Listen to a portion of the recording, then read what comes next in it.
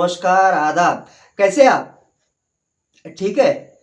अच्छा, आप पूछ रहे हैं मैं कैसा हूँ? मैं भी ठीक हूँ। लेकिन अचानक आपके दिल में और मन में ये सवाल आता होगा कि ये भाई साहब हमेशा मराठी में बात करते हैं, दरअसल मराठी में इंटरव्यू ले लेते हैं, बट अचानक ये हिंदी में कैसे बात कर रहे हैं, हिंदी में कैसे सामने आ रहे हैं? बट इसके लिए एक वजह है। दरअसल वजह ये है कि जिन्होंने मतलब मुझे, आपको, हम सबको, हम जब छात्र थे, जब भी उन्होंने हमें हिंदी भाषा ये सिखाया और हमारी हिंदी अच्छी करने का उन्होंने जो प्रयास किया है, वो हमारे लिए अध्यापक रह चुके हैं और पूरे ज़िंदगी में उन्होंने मतलब हिंदी भाषा में अध्यापन किया है। अभी मैं आपको इतना मतलब आपको हिंट दिया हूँ, तो थोड़ा-सा आपको पता चला होगा कि मैं किसके बारे में बात कर रहा हूँ। ठीक है, आपको और एक हिंट देता हूँ, लेकिन आप मतलब बेताब हुए होगे कि भाई साहब और ये शख्स कौन है जिनका ये इंटरव्यू लेने वाले हैं, आज लेने वाले हैं। लेकिन मैं और एक बात आपको बताता हूँ कि ये ऐसे एक अध्यापक हैं जिन्होंने आपको पढ़ाया है, मुझे पढ़ाया है और हमारे जो दोस्त हैं उनको भी पढ़ाया है। तो आपका जो इंतज़ार है वो मैं यहाँ पे ख़त्म कर लेता हूँ और सीधा उनके पास जाता हूँ और उनको मतलब उनकी पहचान करके दे देता हूँ, वो कौन है जो आज मैं इंटरव्यू लेना चाहता हूँ, उनकी मुलाकात लेना चाहता हूँ। तो मेरे कैमरामैन हैं, उनके वो आपको मतलब मैं पहचान करके देता हूँ। ये हमारे दोस्त ही हैं जो एसटी महामंडल लाल परी कहा जाता है, विठोबा अर्दालकर। तो उनके लिए भी एक बार मतलब मैं शुक्रिया अदा करना चाहता हूँ और जो आज के मतलब जो हमारे इंटरव्यू मैं ले रहा हूँ, वो और मतलब जो हमारे हिंदी के अध्यापक है, प्रख्यात अध्यापक है और वो साहित्यिक है, कविता लिखते हैं। तो मैं विठोबा को रिक्वेस्ट कर लेता हूँ कि जो कैमरा है उनके पास लेके जाए। तो आप सीधा देख लीजिए कौन है वो। तो आज के मेहमान है हमारे आरजे पाटिल सर। धन्यवाद। तो मैं आपको मतलब जिनका वर्णन कर रहा तो यही है आरजे पाटिल सर। और आज जो जिन्होंने हिंदी अध्यापक अपने पूरे करियर में किए हैं, तो उनसे अब हम जानने की कोशिश कर लेते हैं और हमारा रूल्स यही है कि आप सिर्फ हिंदी में बात करेंगे, क्योंकि ये है कि उन्होंने हिंदी पढ़ा है। तो मुझे भी मौका मिला है हिंदी आज इंटरव्यू लेने का। दरअसल मैंने कई पॉलिटिक्स और सेलिब्रिटी का इससे पहले ज़्यादा नहीं बट कई इंटरव्यू लिया हूँ। तो आज सर का मैं जो है वो हिंदी में इंटरव्यू लेने वाला हूँ। सर दरअसल स्वागत है, आज मैं आपका इंटरव्यू ले रहा हूँ और मुझे मौका मिला है आज हिंदी इंटरव्यू लेने का। तो मैं मेरा सौभाग्य समझता हूँ कि आपसे मुझे मौका मिल रहा है बातचीत करने का। तो आपसे बातचीत करते हुए जब मैं छात्र था, आप पढ़ाते थे, कई सारे मन में सवाल है, लेकिन कहाँ से शुरू करूँ और कहाँ खत्म करें, थोड़ा सा मैं मतलब समझ नहीं आ रहा है। फिर भी जितना मुझे याद है अभी आता है वो मैं आपसे पूछने का कोशिश कर लेता हूँ। तो आपने कई छात्रों को अच्छा हिंदी किया, आपकी भी बहुत अच्छी हिंदी अच्छी है। हमारी जब भी फ़ोन के ऊपर बातचीत होती है तो मैंने कई बार पूछा था हिंदी की कैसे इतनी अच्छी बात करते हैं, कहाँ से पढ़ा है? तभी आपने कहा था कि अमृत मुझे हिंदी अच्छी आती है और कहाँ से प्रेरणा मिली थी।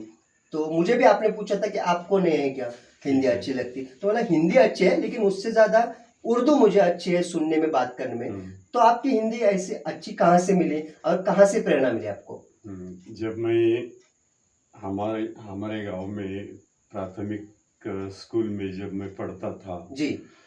तो तब से हिंदी के प्रति मेरे मन में एक दिलचस्पी जागृत हुई। जी। छठी कक्षा में था तब हमारे एक शिक्षक सोमनाथ जी बेलगाम के थे जी। उन्होंने मुझे बहुत अच्छा मार्गदर्शन किया हिंदी के बारे में और एक परीक्षा में उन्होंने मुझे शामिल कर दिया।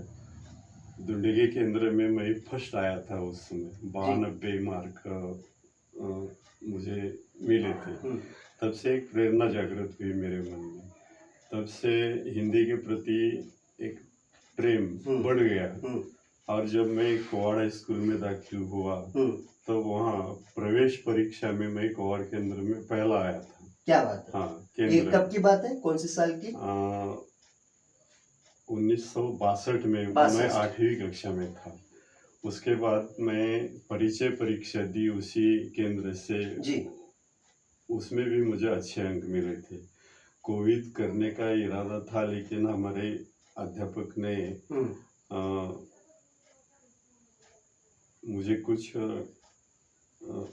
उनकी तरफ से कुछ अड़चन हुई, अच्छा। परीक्षा में नहीं बैठ सका। जी लेकिन हिंदी के प्रति बहुत प्यार बढ़ गया। जी। एक अच्छे हिंदी शिक्षक थे, के हम्म एन पाटिल नामक। हम्म और उनकी प्रेरणा से मैं हिंदी विषय में बहुत प्रगति की। जी। और 11वीं कक्षा में हम्म मुझे 55 अंक मिले थे हिंदी में? हिंदी में ओके। 11वीं।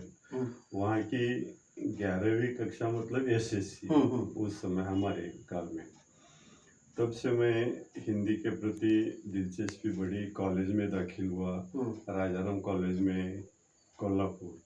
वहाँ मैंने हिंदी विषय सबसे पहले प्रधानता दी उस विषय को। आपने और हिंदी चुना? हाँ, मैं स्पेशल हिंदी लेकर मैं नौकरी मिली हम्म और मैंने एक्सटर्नल एमए करना शुरू किया। जी उसी बीच में मैंने बीएड किया, तारा रानी तारा रानी अध्यापक विद्यालय जी कोल्हापुर, जी। गवर्नमेंट का। हाँ। वहाँ से मैंने बीएड किया। हम्म वहाँ हिंदी और मराठी, ये दो भाषा मेथड के लिए रखी थी। अच्छा। हाँ, उसके बाद 74 में एमए का, एक्सटर्नल एमए का पहला पार्ट मैंने पास किया। और 76 में मैंने दूसरा पार्ट पास अच्छा। किया, एमए। एमए। हाँ, हिंदी। उस वक्त दुर्भाग्य से मुझे क्लास नहीं मिला, पास क्लास में मैं एमए हो गया, ओके। Entire Hindi Indian. लेके। ओके। तो उस वक्त मुझे राजाराम कॉलेज में बहुत अच्छे ज्ञानी प्राध्यापक मिले थे, चंदूलाल दुबे, अच्छा। सरजू प्रसाद मिश्र, ओके। नागपुर के थे, द्रविड़ नमक थे। साउथ के। हाँ, ऐसे बहुत होशियार, होशियार। बुद्धिमान अच्छा। प्राध्यापक ओके मुझे ओके। मिले। उनकी प्रेरणा से मैंने इस क्या बात विषय है। में बहुत प्रगति की। की- तब जब मैं सर्विस में दाखिल हुआ, तब शुरुआत से ही मेरे ऊपर हिंदी का प्रभाव था। बोझ पड़ा और हिंदी अच्छी तरह से विद्यार्थियों बात को है। सिखाने की मैंने कोशिश की। बराबर।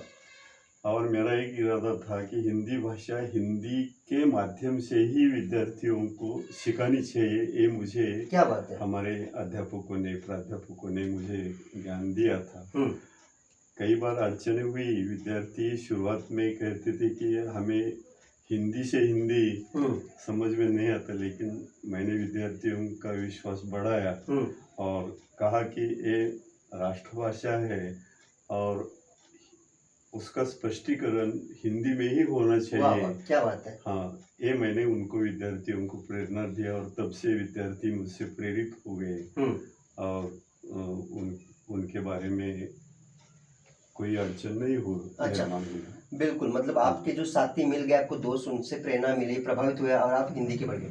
लेकिन सर मेरा दूसरा एक ऐसा सवाल है, आजकल जो छात्र है, आप हमें उस टाइम मतलब 95, 96, 93 के बारे में बात करना, उस दरमियान आप इतनी शुद्ध सरल हिंदी बात करते थे। तो आजकल जो फिल्म देखते हैं, हिंदी फिल्म या सिनेमा देखते हैं, उसमें से के कई लोग देखते हैं, लेकिन उनकी वो जो हिंदी है उतनी अच्छी नहीं रहती। स्पेशल मैं कोट कर लेता हूँ, जो हिंदी फिल्म देखते हैं और वो स्टाइल करते हैं, उनकी कॉपी करते हैं, लेकिन वो अच्छी हिंदी नहीं। जो आपसे उस दरम्यान से हिंदी हम लोग सुन के आ रहे हैं, इतनी शुद्ध थी और उसमें इतना मिठास थी सुनने, लेकिन आपका हिंदी इतना अच्छा था, काफी सारा आपने पूरे जिंदगी में अपने हिंदी अध्यापन किया, बराबर।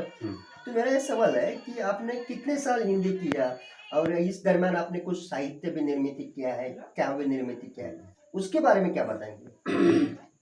बात यह है कि जब मैं सर्विस में दाखिल हुआ 1970 से, तब से मैं हिंदी का अध्यापन कर रहा हूँ पूरी जिंदगी में? हाँ। ओके। और उसके साथ में बीएड में मेथड होने के कारण मराठी का भी अध्यापन किया था मैंने। ओके। हाँ, तब से मेरा एक दृष्टिकोण था, एक ख्याल था कि अच्छी हिंदी पढ़ानी है तो अच्छा व्याकरण भी चाहिए। क्या बात है। हाँ, तो हिंदी का व्याकरण मैंने परफेक्ट विद्यार्थियों को सिखाया है। और मेरा उद्देश्य ये था कि हिंदी भाषा शुद्ध बोलनी चाहिए, शुद्ध लिखनी चाहिए, और इसके लिए व्याकरण पर जोर देना मेरा काम था। बिल्कुल। हाँ, तो व्याकरण एक ऐसी चीज है जो भाषा को शुद्ध रखती है। जी। और व्याकरण छोड़कर जो अध्यापक बाहर जाते हैं वे अच्छी तरह से हिंदी नहीं सिखा पाते, क्या पढ़ा बात है। पाते। जी, मेरा एक दृष्टिकोण था यह। बिल्कुल। हाँ। तो अगर आप ये कोई इंटरव्यू देख रहे हैं, मुलाकात देख रहे हैं, तो जो छात्र है, स्टूडेंट है और जो टीचर भी है, उनके लिए एक मैसेज सर ने दिया है। भाषा कोई भी हो, अगर उनमें व्याकरण अच्छी तरह ना हो, तो भाषा वो अच्छी तरह सिखा नहीं पाते या लिख नहीं पाते। सर एक बहुत अच्छा आपने मैसेज दिया है। तो सर मेरा एक अगला सवाल ऐसा था कि आप अध्यापन करते समय इस दौरान भी आपने कई सारे वाकई साहित्य निर्मित किए, काव्य किए है। मेरे ख्याल से एक स्कूल में आपने प्रार्थना लिखी थी, वो उसके बारे में क्या बताना चाहेंगे आप? हाँ, तो क्या है, मैं हिंदी में अध्यापन करता था, लेकिन मराठी मेरी मातृभाषा जी होने के कारण जी जी। उसकी तरफ भी मुझे दिलचस्पी थी। ओके। और मैंने मराठी में कविताएं लिखी है, कुछ 70-71 कविताएं लिखी है, 2 मराठी नाटक लिखे हैं, उनके प्रयोग भी हुए हैं। यानी जो उस समय 1978 के दरमियान मैंने मराठी नाटक भी लिखकर यानी प्रयोग किए हैं हमारे वाह। गांव में। स्कूल में जब मैं अरकुर में था, तब वहाँ मैंने एक नाटक वहाँ दिग्दर्शित किया था, मेरा ही नाटक। वो भी अच्छा क्या नाम सफल। है उनका नाटक का? नशिबाचे 2 तारे, अच्छा, मराठी नाटक। मराठी। हाँ। ये कितने सेशन में, मतलब कितने अंक का है था? ये 2 अंक 2 अंक का का। नाटक ओके है। हाँ, छोटा। जी। ओके। तो और आपने मतलब ऐसा, आप कविता तो बहुत अच्छा लिखते हैं, लेकिन ऐसा कोई या स्टोरी टाइप या नॉवेल का टाइप ऐसा कभी दिल में आया नहीं कि ऐसा आप मैंने सब ऐसा लिखा? यानी कि नॉवेल, कादम्बरी वगैरह मैंने कुछ अभी प्रयास प्रयास नहीं नहीं किया किया है। जी। ओके। मेरा इरादा है, लेकिन अब देखेंगे बाद में, कभी मौका मिला तो मैं शुरू करूँगा। अच्छा। हाँ। सर थोड़ा मैं आपके पर्सनल, मतलब जो वैयक्तिक जीवन है उसके ऊपर आने वाला हूँ। अभी आपके जो स्वभाव की इतनी पत्नी है वो भी हमारे ये सुनते होगे, देखते होगे। और आपके ऑल ओवर जो फैमिली है, कुटुंब है, उनको आपको कैसा पार्टिमा मिला? अच्छा मिला, नहीं मिला, क्या मिला? दरअसल मैं ये सवाल पूछ के आपके बीच में झगड़ा नहीं डालने वाला हूँ, आपको रात को खाना मिल जाएगा उसमें कोई दिक्कत नहीं है। नहीं, हमारे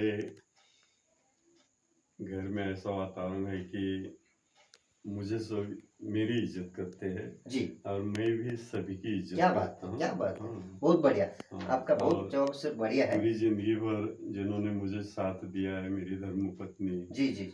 हमारे रिश्तेदार की ही है। बिल्कुल। हाँ, लेकिन अच्छा साथ मिलता क्या है। बात है सर, तालियां होना चाहिए दरअसल इस आपके जॉब के ऊपर। मैं हमारे दर्शकों को बताना चाहता हूँ, देखिए मतलब एक कोई भी इंसान जब वो सफलता पाते हैं, उनके ऊपर एक महिलाओं का हाथ रहता है। सही है ना सर? तो ठीक है, इसके बारे में मैं कभी व्याख्यान देता हूँ जी बाहर, हाँ, तब मैं उल्लेख करता हूँ। एक संस्कृत श्लोक मुझे बिल्कुल याद बिल्कुल। है जी जी। कि काव्यम यशसे अर्थकृते व्यवहार विदेश वेत रक्षते सद्य परिनिवृत्तये कांता संमित तयोपदेश युजे। ये जी संस्कृत का श्लोक है। हाँ। और उसमें अंतिम पंक्ति में कांता संमित तयोपदेश युजे, इस पर मैं जोर देता हूँ। जो भार्या पत्नी है उसका मार्गदर्शन भी जीवन में क्या पति बात को मिलता है, ये आशय है उस श्लोक का। अर्थात इसका आपने जो श्लोक बताया उसका थोड़ा सा मतलब हमें खुल के इसका अर्थ बताएंगे तो अच्छा हाँ, रहेगा। अच्छा ठीक है। काव्यम यशसे अर्थकृते, काव्य हाँ। से यश मिलता है, अर्थ प्राप्ति होती है, यस। व्यवहार का ज्ञान मिलता है। बिल्कुल। शिवेतर क्षतये, शिव मतलब एक शिव भावना पवित्र होती है। शिवेतर क्षतये, क्षत होना यानी अंत होना। जी। जो विनाशक है उसका अंत होता है काव्य की प्रेरणा से। सद्य परिनिवृत्त है, सद्य परिस्थिति, अब की जो परिस्थिति है वो काव्य बदलता है जी। सद्य परिनिवृत्त है कांता सम्मित, कांता यानी पत्नी, भार्या, कांता का मार्गदर्शन जब पति को मिलता है तो उसका जीवन सुचारू बनता वाह है, ये वाह, उसका क्या आशीर्वाद बात है, क्या बात है। बहुत ही आपने मतलब हमारा मतलब इतना बढ़िया आपने इसका वर्णन किया है, क्या बात है। थोड़ा आगे बढ़ते हैं थोड़ा मुलाकात के दरम्यान। तो बतौर आपने हिंदी अध्यापक से अपना पूरा करियर में काफी अच्छे अपने छात्र उनको बनाया है। तो कोई आपको ऐसे छात्र याद है कि जिन्होंने पढ़ा है और आपको उस टाइम लगा होगा कि आगे जाके सफलता पाएगा या बहुत बड़ा इंसान होगा? ऐसा कोई आपके पूरे करियर में कोई ऐसा याद है किस्सा? हम्म, अनेक विद्यार्थी सीख कर बड़े हो गए जी, हैं। Sachin Tendulkar, Brian Lara. Brian Lara के बारे में मुझे उतनी जानकारी नहीं है, वे भी क्रिकेटर थे या मुझे ठीक तरह से याद नहीं, लेकिन सचिन तेंदुलकर को मैं मानता हूँ ओके, सचिन और तेंदुलकर। उनको भारत रत्न मिला है ये भी मुझे पता है। ठीक, अच्छा खिलाड़ी है। यस। माधुरी दीक्षित, ऐश्वर्या राय। देखिए, देख लीजिए आपके सामने, देखो कौन कौन बैठे हैं, वो सोच समझ कर जवाब दे दीजिएगा।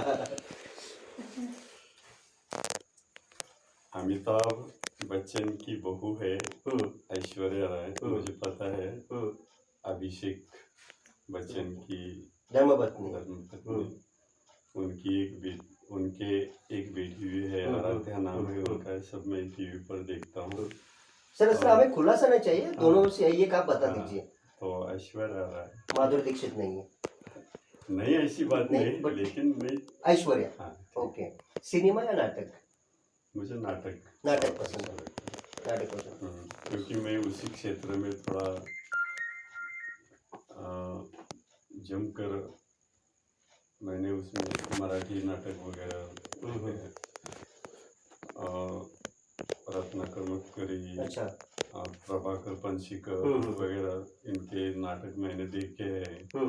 तो नाटक के संगीत नाटक भी मैंने देखे हैं और मुझे संगीत की भी दिलचस्पी है। अच्छा, ओके। आखिरी सवाल इस मुलाकात के दौरान, और जो मैं पूछ रहा हूँ ये हमारे इलाके के हैं, दोनों ही प्रख्यात, दरअसल वो ऑथर है, मतलब लेखक रह चुके हैं। रंजीत देसाई या शिवाजी सावंत? आपको मुसीबत में डालना सवाल आया है। ऐसा होता ही है। हाँ। क्या करूं, एक चुनना है सर। लेकिन एक चुनना है। हाँ। मैं जवाब दूंगा जरूर कि रंजीत देसाई हमारे गांव के निकट के हाँ, बाजू में रहने वाले। लेखक, कोवाड़ नगरी के प्रसिद्ध लेखक, और उनसे बहुत बार मेरी मुलाकात भी हो चुकी है।